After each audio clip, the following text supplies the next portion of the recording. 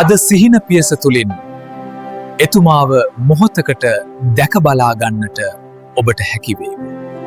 එතුමා දැක බලා ගැනීමට ඔබට හැකිවුණොත් ඔබ කුමක් කරනවද? එතුමාගේ නිර්මල හදවත සොයා මොහොතකට අතීතයට යමු. දුටුගැමුණු රජු අතීතයේදී රුවන්වැලි මහා සෑයට කෙතරම් ගෞරව කළාද? සෑය නිර්මාණය කිරීමට එතුමා කොපමණ වෙහෙස වූවාද? දුටුගැමුණු සම්ප්‍රාප්තිය.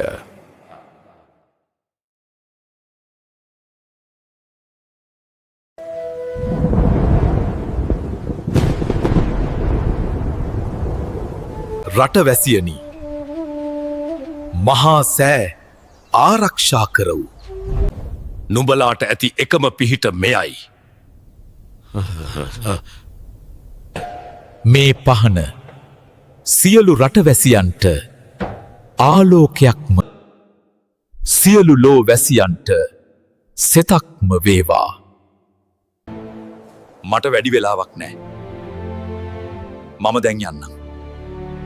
නයි, නුඹලාට මහා සෑයේ පිහිටයි.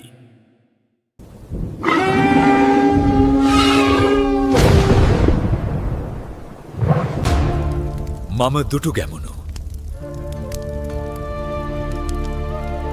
මේ වගේ වීඩියෝ හැමදාමත් බලන්න සිහින පියස YouTube channel එක subscribe කරන්න. ඔහොමනම් බෑ හොඳේ.